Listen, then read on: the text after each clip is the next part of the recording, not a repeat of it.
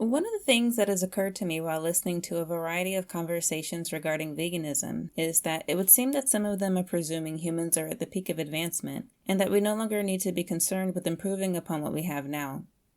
For most of us, as children, we were fed a diet that at least contained some animal products, so we were able to develop relatively well in comparison to if the diet had included none of those.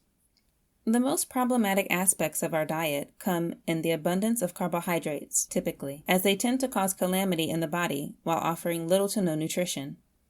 We're seeing a decline in the quality of human life as we allow carbohydrates to run rampant in our diet.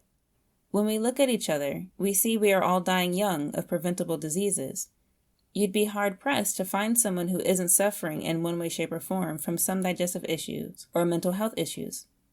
This tells me that continuing to allow carbohydrates to play such a huge role in our diet is a mistake.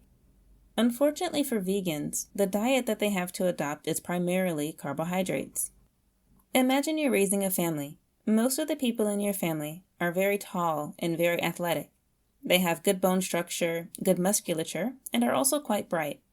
For the past few generations, however, you've noticed that the members are dying sooner than the generation before them.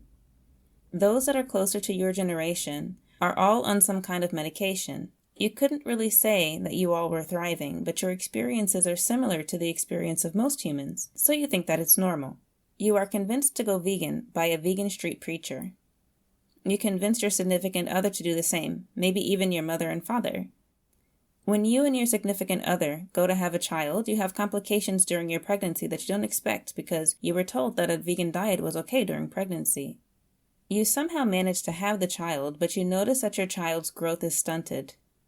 You're trying desperately to do it right.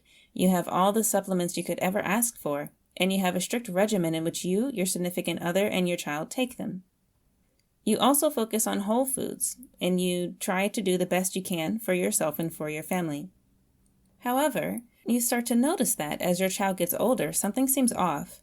They can't sit still, they can't concentrate. Their teeth are not coming in properly.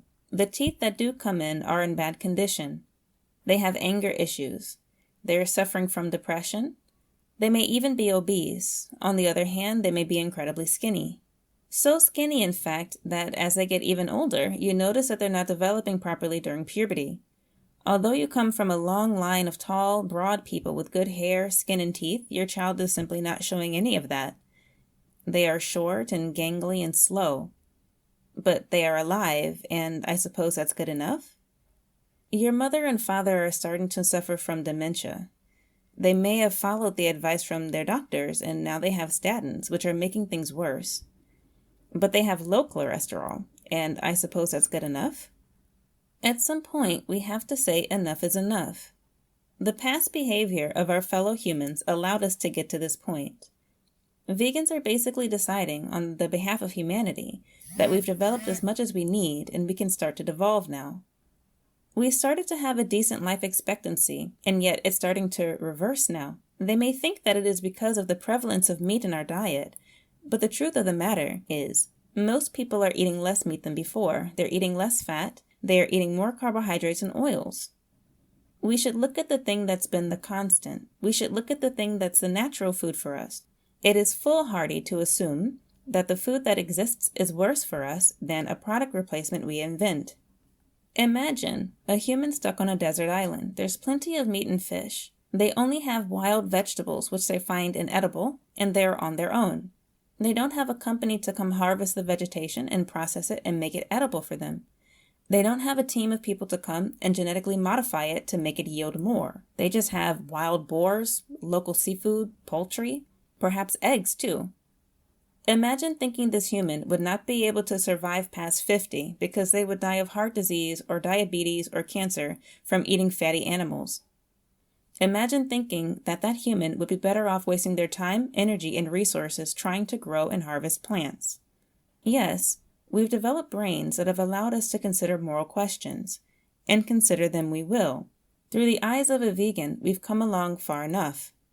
Instead of continuing to be well-fed and thrive and see how much more we could advance as a species, we should instead be taking actions to ensure the downfall of humanity. This is just one of the reasons why the vegan movement is seen as inherently misanthropic.